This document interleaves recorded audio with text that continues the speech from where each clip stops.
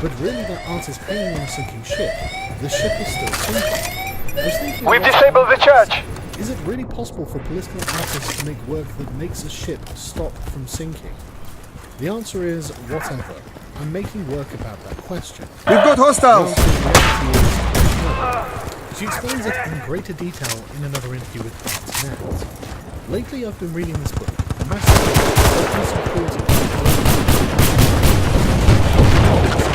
a whole system of sadism, and Leopold von Sacher-Masoch, and a whole system of masochism, and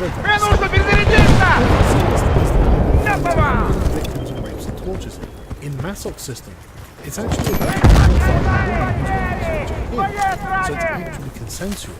So where the sadistic system is patriarchal, the masochistic system is actually matriarchal. It's really easy to jump on board with the masochistic system, but the protagonist is still the man. What about a consensual system with a female protagonist? It would look the same as a sadistic system, like a man torturing a woman, but it would be based on consent. Solkowitz's misunderstanding of the terms patriarchal and matriarchal notwithstanding, I will leave this to your own judgment. But finally, returning to Paul Nungesser, his lawsuit was successful and they decided to settle with him. The settlement comes more than 3 months after a judge threw out the lawsuit, in which he alleged that Colombia contributed to Solkowitz's efforts. Visual contact, light infantry, over. The judge dismissed the case, but he appealed. Style light tank identified.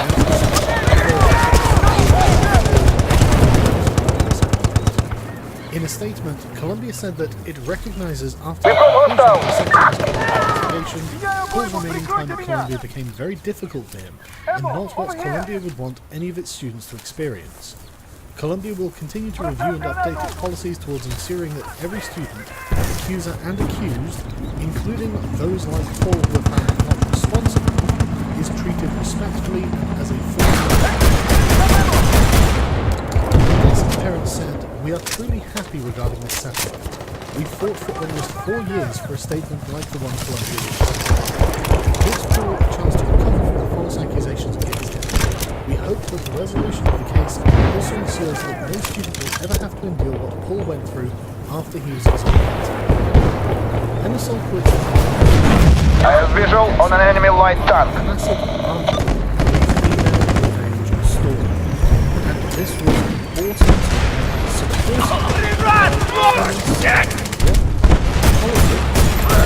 presumably in the university itself, as well as activists and various commentators Enemy infantry spotted. as a warning to believe in people without evidence and rescinding the presumption of innocence of the people accused. Enemy infantry! Was turned into a living hell, his friends abandoned, and he was treated like a pariah on the word of a few women who wanted to destroy him because he rejected honor. This is why you must not simply listen and believe.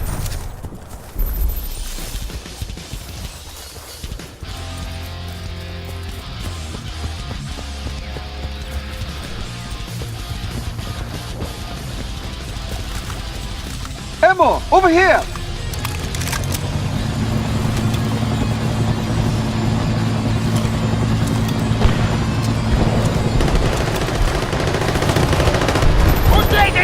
Граната пошла!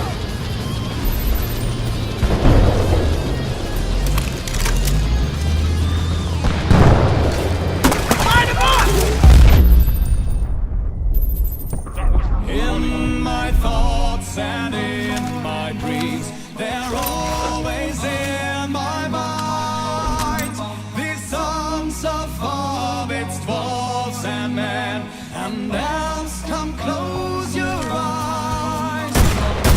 See them too. My first character, basically where the whole spoony thing came from, okay, here's how we started. I really wanted to make a bard character. For some reason, I was looking through the old player's handbook, and I just liked the idea of a bard. So you can kind of do everything. He's a fighter, mage, and thief without actually having to be the fighter, mage, thief class. Stand down! Отличный выстрел! So I was like, I wanted to come up with a name that was something the sum of all the best characters, like Eric Burdett or Robert Bruce, you know. That's what the character is. You know what? I wanted something like something of something from something. Really very descriptive. So to where, because mainly I wanted my guy to have like a reputation. So like, it was very kind of an early proto Jack Sparrow, long before there was a Jack Sparrow. I got eyes on a hostile light tank. This guy, this something outlandish I can introduce myself as. To where Over here.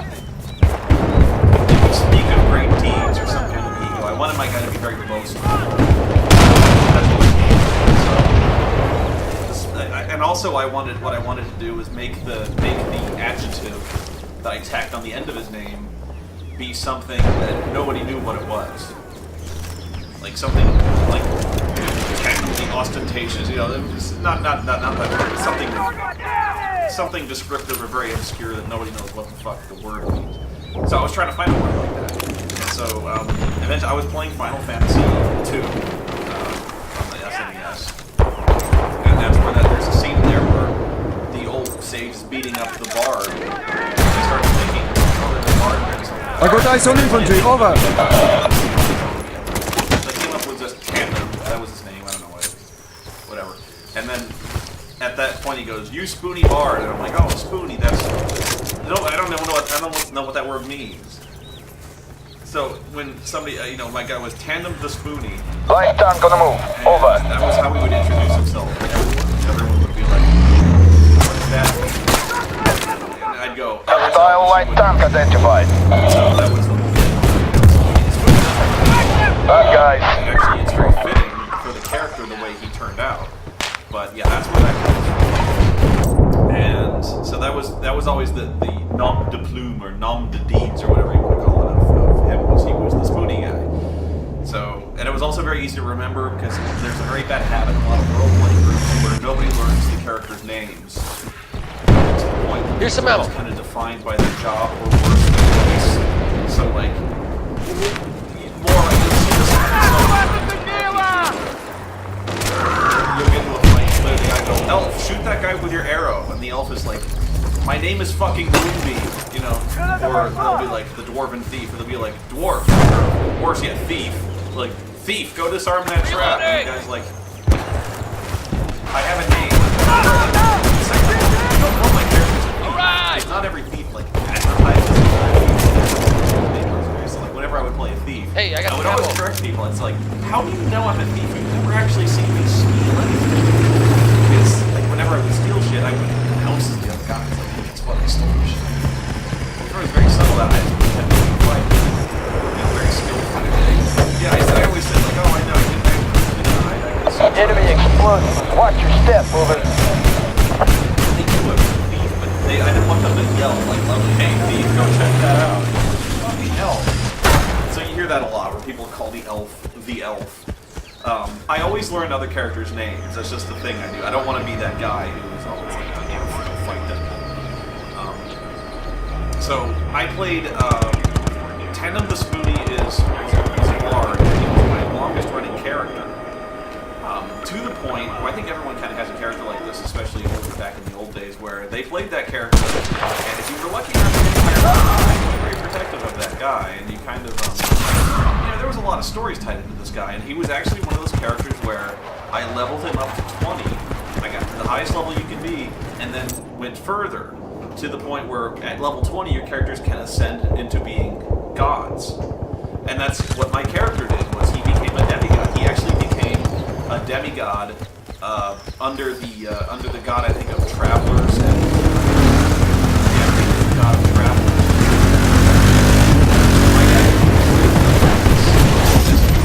I got you there! Off into other dimensions. Tandem in this dimension, which was kind of cool. Like, we were playing kind of godly adventures, and there was some galactic threats we were facing. It was fun. I mean, there was actually stuff beyond level 20 you could do in AD&D. This was Advanced Dungeons and Dragons before 3rd edition, so there was a lot to do, and we were running all this stuff. it got to the point where the group kind of moved on, and I still wanted to play my character. The problem is, the other group the guy was running was level 15 or something like that. He'd been running campaigns for a very long time. I played Tandem the Spoonie for 3-4 years before this, and so I'm like, well, so they're level 15, right? And he goes, yeah. So I go, well, we could still work this out in terms of storyline. Besides that, you're not really having a good time being a god. You know, it seemed like a good idea to Spoonie at the time to, well, of course, be a god. That sounds awesome. You wave your hand and things happen. And so, problem is, he got really bored because when you're a god, you have various responsibilities and you have to like listen to prayers and there's all sorts of adulation and stuff like that. People are praising you and it sounds great, but all of a sudden everyone's very.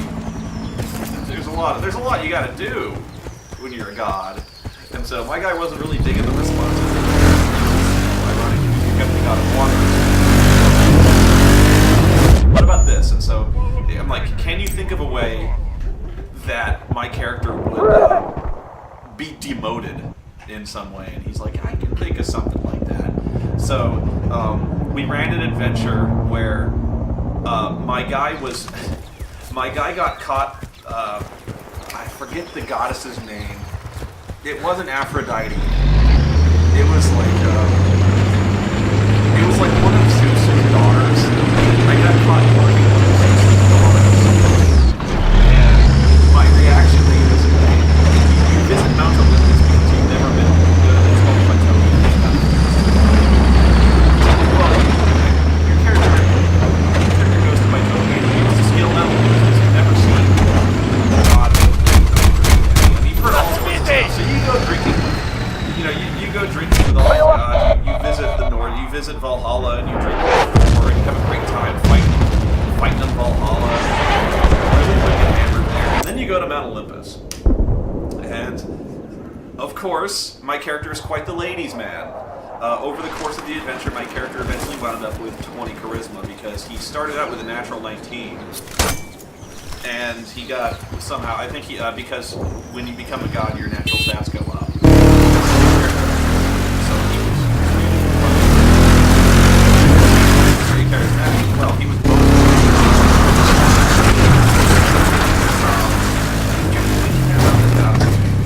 It was one of Zeus's daughters. So Zeus walked in with his daughters, and he physically threw me off Olympus so hard that I landed on my head, and he officially cast me out of Olympus for now and forever. And even the other gods were kind of shaking their heads. And my reaction when Zeus walked in was like, what? He didn't take kindly to that at all. So, yeah, he physically hurled my fucking ass off Olympus. And there was associated level loss because Zeus gave me the beating of a lifetime. And even Heward had to kind of shake his head like, you shouldn't have done that. You pissed off the father of gods. I'm like, what? Charge set. Fire the hole. And he's like, he's like, he might have to. You're probably gonna have to walk the earth as a mortal for forever. And I go, you know what? That's fine. They defused our charge. We gotta get back in there. He was like level 14, and it was probably way funnier than at the time because the group was really having a good laugh as they saw Thor fucking kick my ass. I actually fought the guy, and it lasted one round. He jammed a thunderbolt up my ass. Yeah, I lost initiative, and he jammed a thunderbolt up my ass. So he didn't kill me, threw me off a roof. So this is the story of the last ride of Tandem the Spoonie, of my official retirement of the Spoonie Bard. So I was adventuring with these guys for quite a while. This is where I met Crazy Mike, and I was always sitting next to Crazy Mike. And eventually, we're playing this game, and the DM comes to us, and my character's level 18, but I'm having to get back to that point where I might actually talk more and call it. But there's a level 18, and the DM says, hey, look, you guys have been having a great time. You guys have been great, but I want to run an over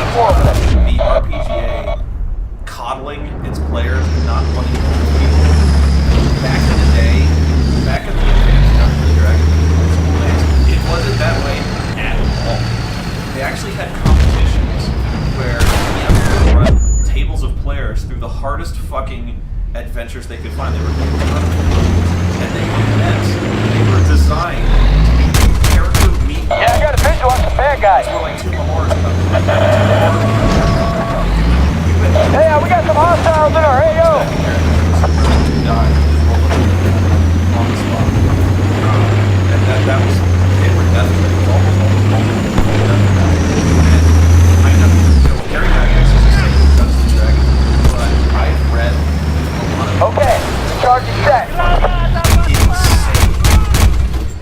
That guy honestly did not write very good. I know it's sacrilege to say that, but prime example of this is Castle Greyhawk. Probably one of the worst adventures I've ever read. And what kills me is I don't know what its intention was, what the point behind Castle Greyhawk is, because it is one of the most fucking the charge is set.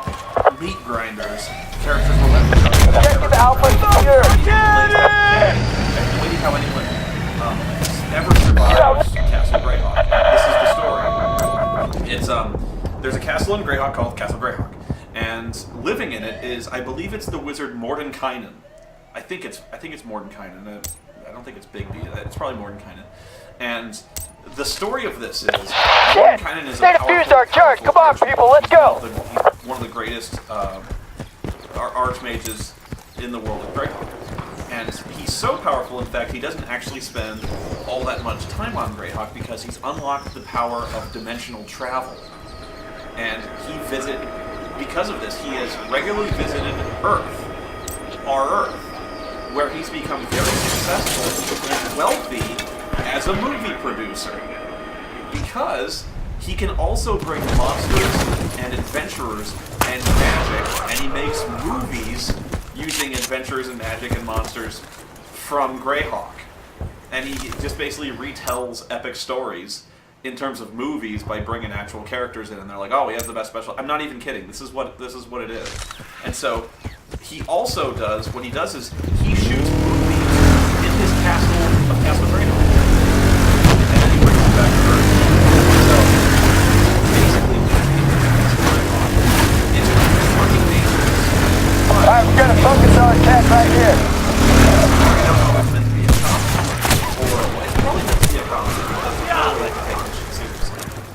We didn't play Castle Greyhawk, but I read it, and I distinctly remember there's a few times where you will actually meet the cast of Star Trek in Castle Greyhawk and fight them potentially, and they have phasers and shit.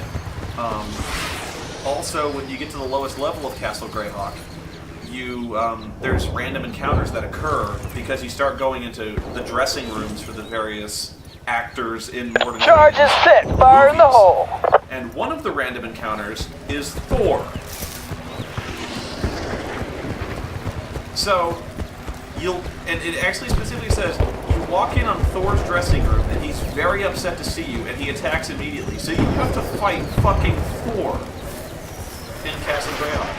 Shit, he defused our charge. Come on, let's reset that thing. Oh, you see a Bulette and some monster, a Mind Flayer.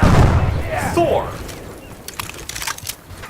So, yeah. Like a beholder.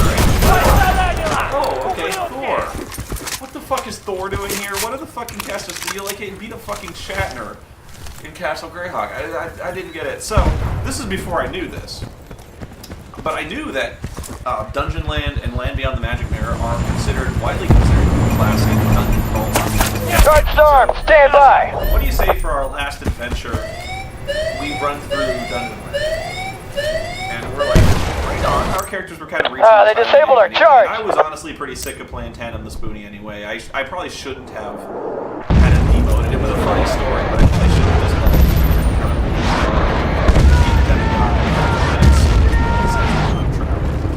Yeah, that was a good way to say it.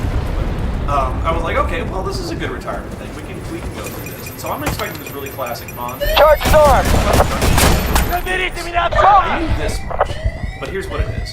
It's Dungeons and Dragons characters going through Alice in Wonderland. That's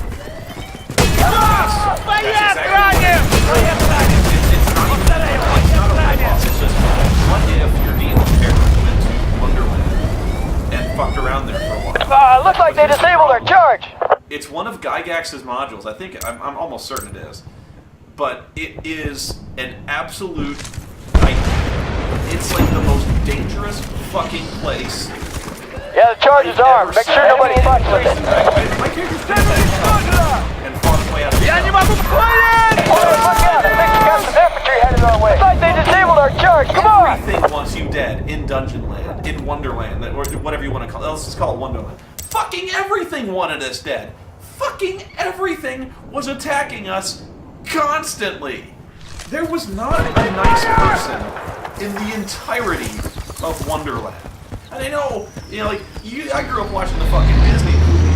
And it's like, oh, there's whimsical characters, but they didn't. Alright, this is it. We gotta attack this position. Prime example is, we're wandering around. One of our first encounter is like the caterpillar responsibility. He comes, it's like this big flower. Ah, shit, we got some infantry. And he's just talking to us. Ah, shit, bad guys heading this way. And he's really stoned because so the DM fight like, so how do you guys find this place? It's like, we're like, it's interesting. There's dangerous things. It's like, I don't worry about that, man. It's just because we did it. У нас потери! Боец ранен! Go with it, dude.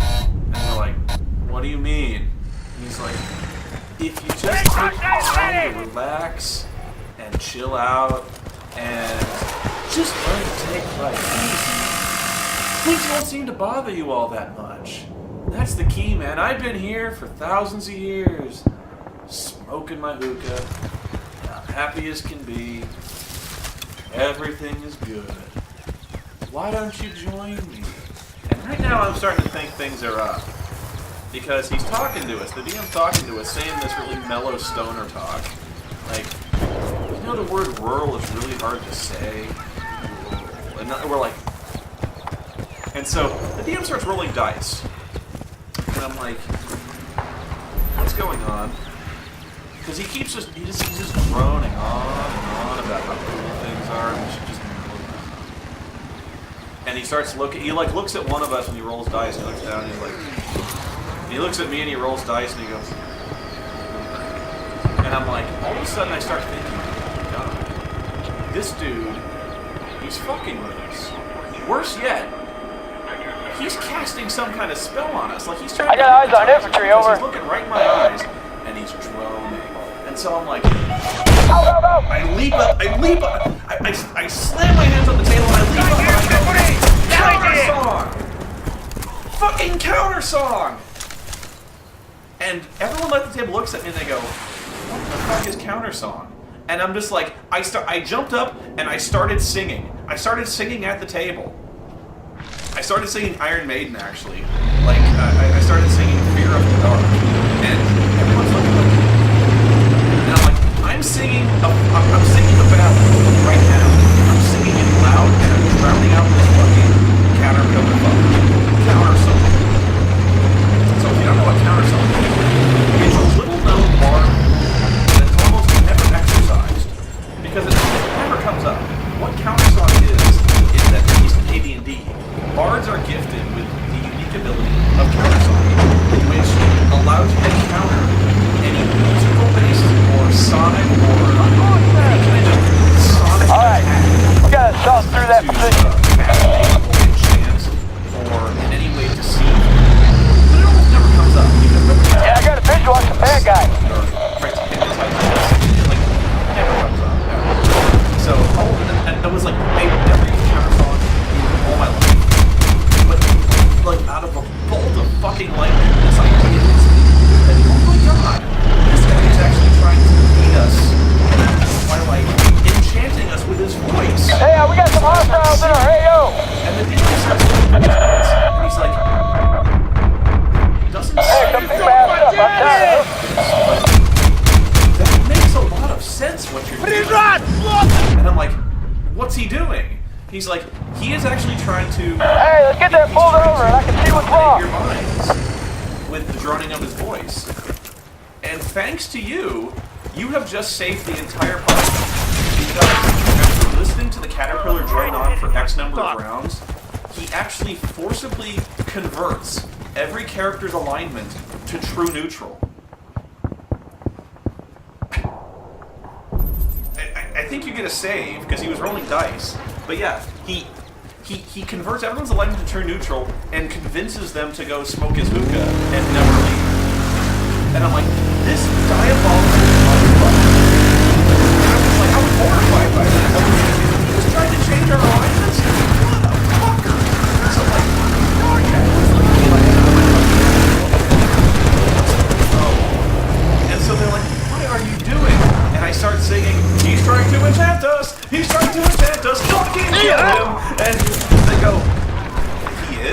And I'm like, I pull out my fucking crossbow and I shoot this caterpillar motherfucker in the face. And from then, it's on, because this caterpillar, like, unfolds his fucking legs. Yeah, we got that charge armed. Make sure nobody gets anywhere near that place. Attacking us with the rage of a fucking beast. So, that really opened everyone's eyes. It's like, we gotta be fucking careful, because this shit in They Wonderland defused our is charge. fucking diabolical. Come on, let's get it back up. They were not, nobody was expecting that, because that's sick. That, in an adventure, that's enough to make characters. If he had forcibly converted our characters to true neutral, we would have rioted. Because there's no coming back from that. Like, that's fucking hardcore D&D shit right there. That's an end of a character. I've never used countersong before. I was so fucking brilliant at that moment. It's probably one of the best D&D moments I've ever had in my life, was countersonging that motherfucker. I've never done it again, by the way. But, here's where things started to go. Reloading! Fuck up over there! Friendly! My character was the only magical talent in the party. And that's a problem.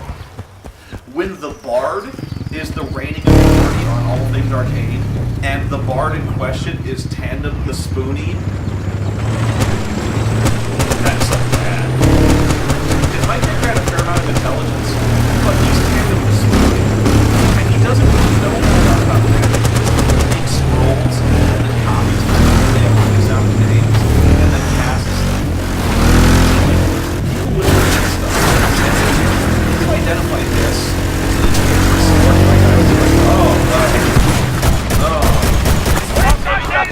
I'd roll my bardic lore, and sometimes that would be successful, oftentimes not.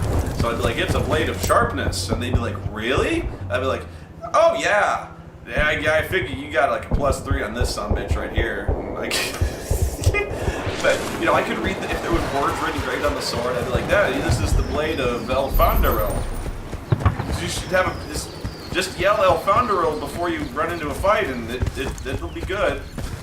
So like, my character is completely just half-assing in terms of the magic attack. We had no wizard. My guy was the only net spellcaster aside from the cleric. So, Assault that position. Was the team party. So our characters wander through the woods, and we're looking for some way out of here. We're stuck in Wonderland, and we come across the Tea Party. All right, we gotta really attack this position. because we love the Tea Party. The Mad Hatter's there, the Dormouse, and shit. And the Mad Hatter, he's like, oh, come and join our tea party, come and join us. And so we're like, right on. So we sit down, we're jabbing with the fucking Mad Hatter, and he's giving us his weird spiel about unbirthdays and stuff like that. And he's fucking crazy, but we're drinking the tea, we're drinking the Kool-Aid. We shouldn't have drank the tea, because God knows what was in it. But the DM was actually kind of not expecting us to be chumming it up with Mad Hatter, because he's kind of nuts. And so at some point he's like, oh, 6-year-old having a wonderful time with the tea party. It seems you're out of the proper costume. And we go, what do you mean? He goes, well, the Dormouse has a hat. Other people around this table look like hats. Would you like a hat as well? And we go, no. He goes, oh, but you must have a hat. Here, take some hats. And he starts fucking throwing hats at us as weapons. He's like, roll initiative, guy. And we're like, okay. So, my character, Alright, look out! I think we got some infantry headed our way. The second guy, our fighter, gets a hat thrown on him, and he's like enchanted, he's dominating. So he starts fighting on the Mad Hatter's side. So we're like, oh shit, this is on now. So the cleric starts like attacking the hat on the fighter's head. And so the Mad Hatter like fucking draws a sword or some shit, and he starts wading into combat with us. And this guy is fucking badass. This Mad Hatter is no push. This guy was fudding whackering all over us, man. This Mad Hatter, who's not fucking around, like at all. So the Mad Hatter and all the Tea Party guys. Alright, we gotta focus our attack right here. They're beating our asses, and so they. My character's not the best fighter, like I said. He's kind of a jack of all trades, but he's not exactly. Alright, this is it. We gotta attack this position. Get us more speed, and what other weapon did he have? It was a he had a Vecta Corband, an unenchanted Vecta Corband, because he liked the hammer on it. He liked having a polearm, and he's like, I want to know polearm. So he had a sword of swiftness. That's what it was. So the other guy starts sussing out targets because there's basically one for each of us. So the Mad Hatter's engaging the fighter, the player. The other guy's the team part. I can't remember the other guy's the team part. And I got the dormouse. And so I point over at the dormouse, because the dormouse like leaps up on the table and starts cracking his knuckles. And I'm like, oh. He the dormouse like points at me and I point at him and I'm like, oh, you want some of this, you red motherfucker? And the dormouse is like, now, those of you who have read are laughing. So, I jump up on the table because I'm a swashbuckler. I draw my sword and swing this out, and I jump up on the table and I'm like, haha! Today you cross blades with Tandem the Spoonie. Unfortunately, you don't have a blade. And so, this fucking guy, the dormouse, he rolls initiative and beats me. And then he proceeds to fucking Let me catch a ride. 30 feet backwards for about halfway down. And the DM starts laughing at me. And I'm like, what? He goes, you just picked a fight with the best fighter in the team party. And I go, what? He goes, yeah. Hey, man, I can get that shit back up and running. Hold over. Oh my god! If you've ever seen what a monk is capable of at high levels, he basically has the touch of death. He has the 5-point exploding art technique. That's what the 20th level monk has. Hey, wait up! I can fix that thing. So hard, they're made of diamonds. Like they're essentially immortal. The fucking dormouse, 20th level monk. I am not even shitting you. So, Hey, stop! I can unfuck that shit. is in the fight of his life against the fucking dormouse. Explosive charge has been planted. Stand by. It was like a everyone's fighting the Mad Hatter. The Mad Hatter's like a sorcerer. He's not all that badass. The other party guests are pretty fierce. The Mad Hatter's pretty badass. But I am in a fucking war with the dormouse. And believe it or not, in a straight up fight, I won. My Kit, 18th level defuse our bard charge. beat a 20th level monk in a fair fight. That, my friends, is badass. That should not happen. But the dice were on my side. I used my spells brilliantly, I hit when I needed to hit, and I beat that dormouse motherfucker's ass. We beat the Mad Hatter. We all came out of it alive. We fucking wrecked that tea party. But from that moment on, we were done. We looked at each other. My character was within like 3 points shit, of dying. got some infantry. I got like a broken arm. I got hit with the 5-point palm exploding heart technique. Oh, shit! And I saved Bad guys against ahead death. this way! And I survived. I'm like grabbing my heart. I got my nose broken. My arm is at my side. And like, as soon as I dropped that dormouse, I fucking like rained blows on it to make sure he was fucking dead. I cut that motherfucker into quivering cubes of jelly. So I'm like, you stupid dormouse, you stupid fucker dormouse. They had to pull me off his quivering carcass. And we look at each other, the entire tea party just smoldering fucking because I was throwing fireballs, I was throwing lightning bolts, all sorts of shit. And you can't have this speaking choice. It's a war zone. The party, we all look at each other, and we agree from that moment on. I got eyes on infantry, over. This place sucks. Heads up, I got eyes on some enemy infantry. Whenever we saw, we was gonna kill it. We weren't gonna do this Wonderland whimsical shit. We weren't gonna go walk up to the friendly caterpillars. We weren't gonna walk up to the fucking Cheshire Cat. We weren't gonna negotiate with the Queen of Hearts. No more of this shit. No, Oreo, no. No more of this shit. It's a war. So like, we would work through the woods, and at the end would be like, very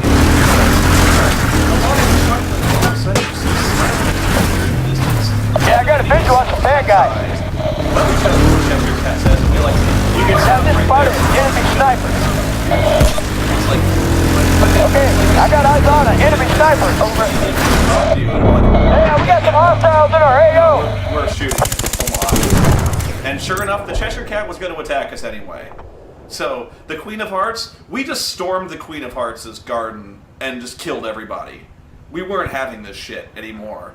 So, we basically just were on this rampage through fucking Wonderland. We left nothing alive.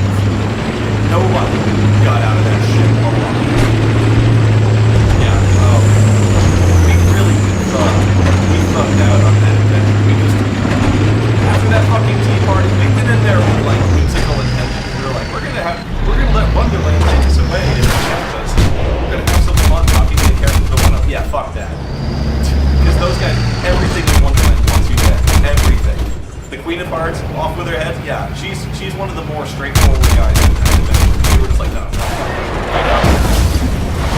So, and it's a meat grind. I mean, these characters were fucking dangerous. I forget what the Cheshire Cat was, but the Cheshire Cat was no pushover either. Because it kind of like evolved in some hulking brute form, and that was no fun either. So, we brawl our way through, we're going through Lambia on the next mirror, and we finally reach the end. And the end boss of Wonderland, we're trying to find a portal out of Wonderland. And we don't find a portal, per se, so much as we find a ship. And we're like, we know the guy, we're told that there's a portal out here. We go where the portal is and there's a ship there. It's like a pirate ship or something like that, but it's on the ground. So we board the ship and we have another fight, and it's the worst fight yet. It's a fucking hellacious fight.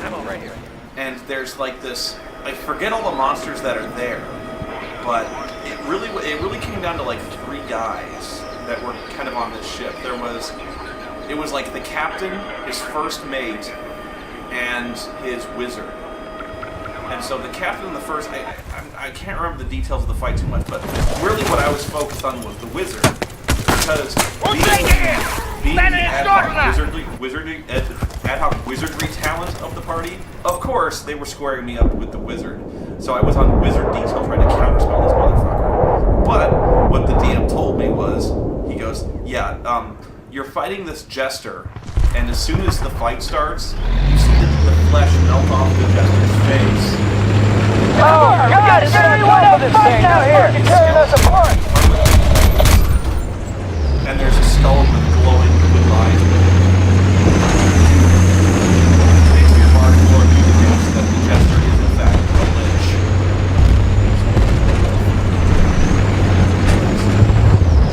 I'm like, oh fuck.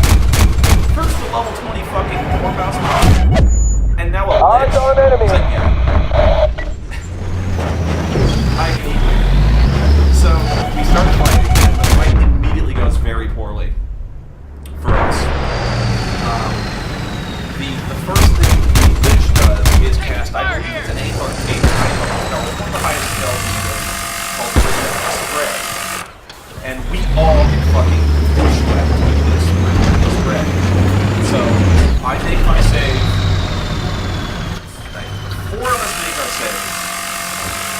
One of us, our best fighter, is I think it's the green ray. And the green ray turns into stone, fails to save. The second guy gets hit with the death aspect of it, fails to save, he's dead. Right off the bat, we lose 2 there. So now we're at the final fight, we're 2 characters down. Just irretrievably down. I don't have any way to. Alright, yeah, we got that explosive charge planted. Everyone stand by. So it really was one of the most epic fights I've ever done because I was basically and we won. There were 2 of us left. It was me and the cleric. Are you crying, Oreo? Come here. Shit, they defused our charge. Come on, let's reset that thing. The only ones left. Our ranger died. Our fighter died. our thief died, and we had a ranger. But it was me and the clerk who were the only ones left, and we won. I don't know how we won, but that was the fight. So the DM's like, there's no other crew on the ship, and you have killed the captain, so the ship is yours. And I go, great, the ship is ours, but it's on the land. He goes, well, yeah, but if you go looking you go looking in the captain's cabin, and you discover the captain's log that this is a Spelljammer ship. And I'm like, I'm not too familiar with Spelljammer, but she's like, oh, that's okay. You can read the captain's log, and it's fairly straightforward. This is a ship that flies between worlds. It can actually lift off and take you, so this is your escape. This is how you're going to get away from Dungeon Land. You're actually going to physically sail off and follow the charts back to your home. And so I go, wow, okay, that's pretty cool. Heads up, I got eyes on But enemy. who says I want to go home? He's like, what do you mean? Get out! If this is our final voyage, what do you say we follow? Like I talked to the clerk. I'm like, what do you say we follow these charts and just second star on the right, straight out till morning? Yeah. Well, we should probably take the bodies back to their home world and see if we can get them raised. I'm like, oh yeah, but after that we'll go sailing. And he's like, yeah, okay.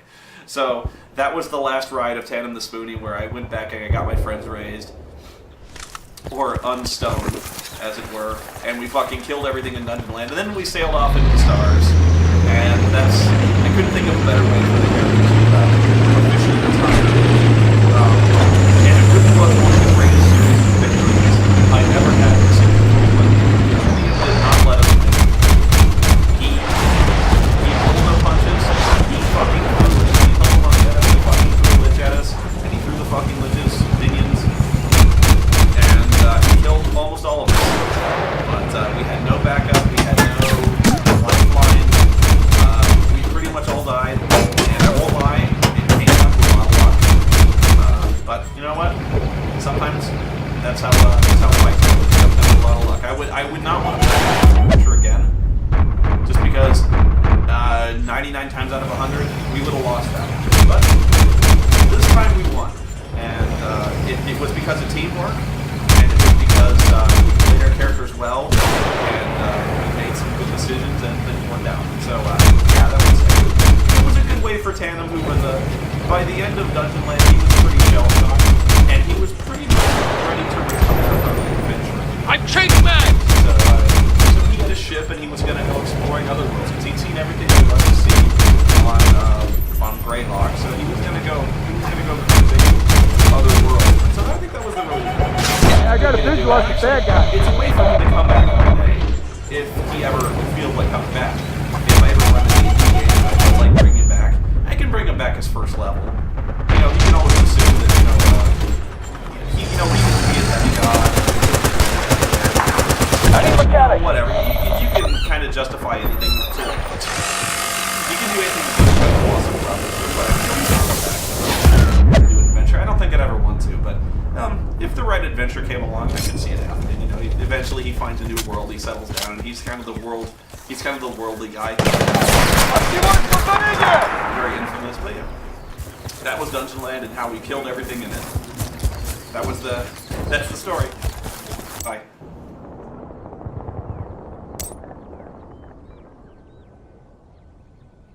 We decided to kick it up a notch with a ball pit. Yahoo is right. Let's rock. Who doesn't love a good trash fire? There's no better way to keep warm during those long winter months than by huddling up close and watching the combustion take place before you. And conventions, well, they fit the bill. Now, there are a myriad of them for almost every subject you can imagine. They come and go all year round. Every once in a while, across a convention that devolves into complete and utter madness. And that insanity could include a whole host of things, from furries throwing shit-filled nappies onto people's Subarus, to fat tumblerettes swimming in piss-filled ball pits. But it takes a special kind of retard, I'm talking special ed levels of stupid, to fuck a convention up before it even begins. Typically, the convention actually has to happen before it can be called into a shit show. That's not the case with Billboard. In a stage event, everybody's been talking about all their favorite YouTubers are going to be there. sounds like a fantastic idea. Hey guys, we got enemy infantry in the area. Fantastic idea. Realization of what it would become started to hit people. The first cracks in the facade came from Tim, when on December 11th, to move this out. Hey, watch out guys, we got eyes on enemy infantry. I got him! I'm not speaking any longer. There, and to follow this up with a little bit more of an explanation. They asked for a 16-month NDA.